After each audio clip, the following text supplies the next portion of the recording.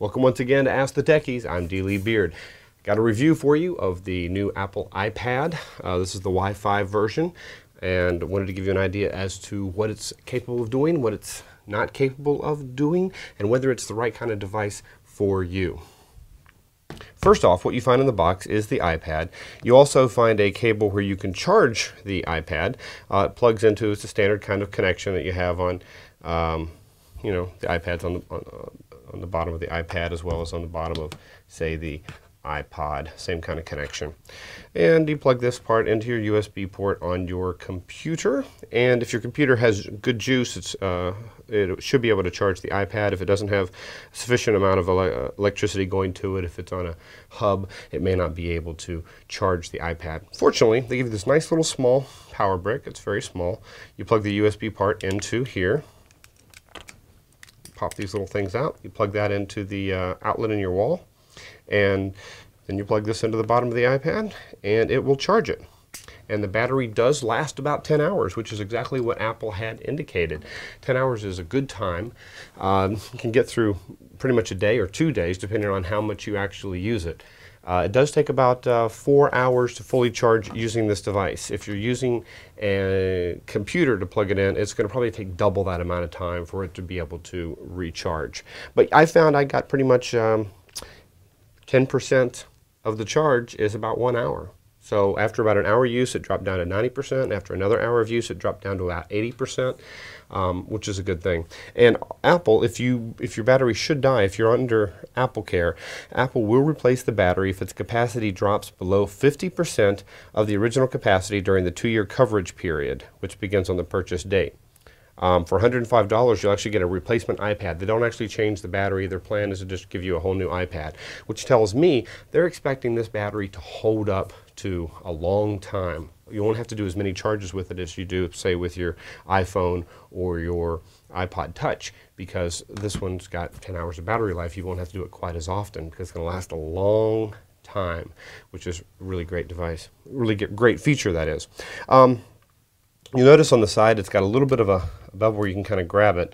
It's slightly curved, if you can get a good shot on that on the camera, but the bottom of it is kind of comes out and then it flattens out right here. So it kind of comes in and is narrower on the edge right here. So what it does is when you pick it up, it does this. The bad thing about that is that when you go to grab it, it's a slippery bottom, so it easily slips right off my finger, which is not good. Unlike, say, the iPod Touch, to where it has a shiny, glossy surface, and it's not slipping off my finger at all. It's got a good grip because it's a very smooth surface. This is a little bit rough to the point to where it can actually slide off. This is so smooth that it gives a good grip. There's like a suction that kind of forms on this on the stainless steel. But on this, it's just too smooth. It's just too easy for it to slip out of your hands. I suspect people are going to drop this a lot more than they would be, say, this kind of device, because it stays in my hand. It's not sliding off. If I do that here with this thing, I've got to be careful to catch it, because depends on how sweaty your hands are. If your hands are sweaty, it's more likely to be able to grip it, but if they're dry, it's going to slip right out of your hands. Which is one of the reasons why you might want to consider getting a case for it. And I'll talk more about that in a minute. So one of the things you might want to note about it is it does have no security slot. As you look around here, there's no little slot to be able to lock these things in.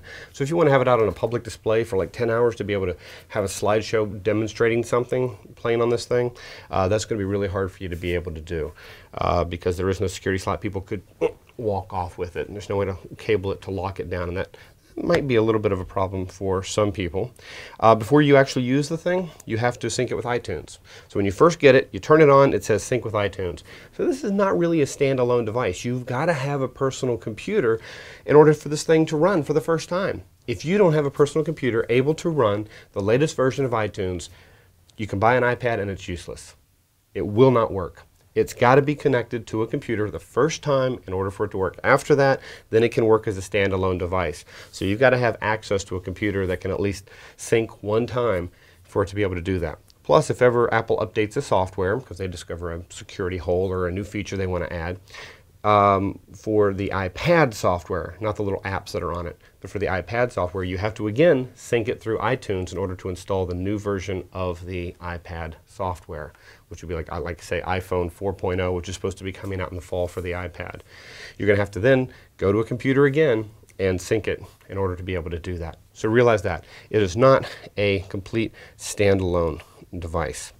One thing before I even turn it on, you'll notice the reflectivity of the screen, that we're getting quite a bit of reflections here. In fact, if I angle it just so, you'll see right there, you can see in the reflections this device in the screen here. So I'm just kind of moving that around, just anything unusual. So it is highly reflective. I wish it had more of a matte screen as far as for fingerprints.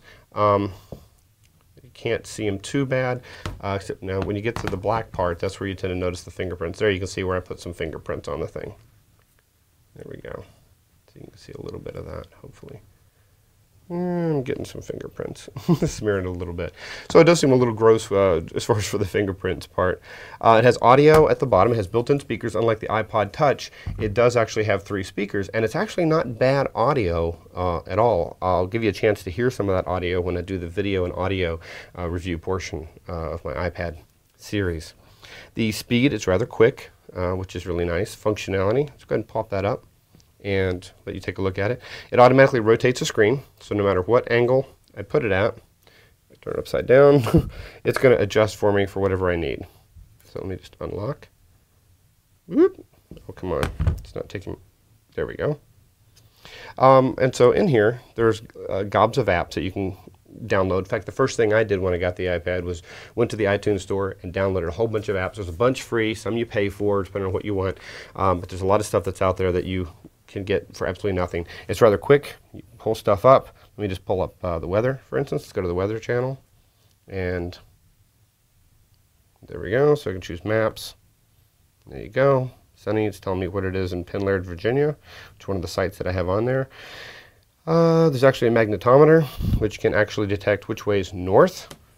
And so you can see the studio is tilted a little bit toward, I'm facing a little bit northwest. So there's that. You can see the response rate's really quick with this for being able to load stuff. If I was to go to WeatherBug, if you've used that at all to check weather on your iPod, you can see how fast this thing loads. And I'm going to rotate the screen. There you go. You can see a little bit of that. Loaded up pretty fast, the pinching, reloading that. It's got 802.11.N connection. So the N connection is a lot faster than something like the iPod Touch has. So you're going to find a better performance from this device. Now, sometimes when you rotate it, you don't want it to rotate. When you pop it up, you go, oh, no, I don't want it to do that for me. Well, there actually is a way to come over here, and there's a little lock button. This is your volume up and down. In fact, if you click and hold this down for a few seconds, it'll mute it. But if you slide this little lever here, it then gives you a little bit of a red indication, indicating that it won't rotate. And you'll see now, no matter what I do, it's not rotating. I slide this back and go back up. There we go. And now it's rotating again. You can see that. Okay. So this is how that rotates. Let me click out of that. There's lots of apps, like for instance that weather app was an example of how it's much bigger. It gives you a lot more information without having to click to different portions of the screen in order to be able to do that.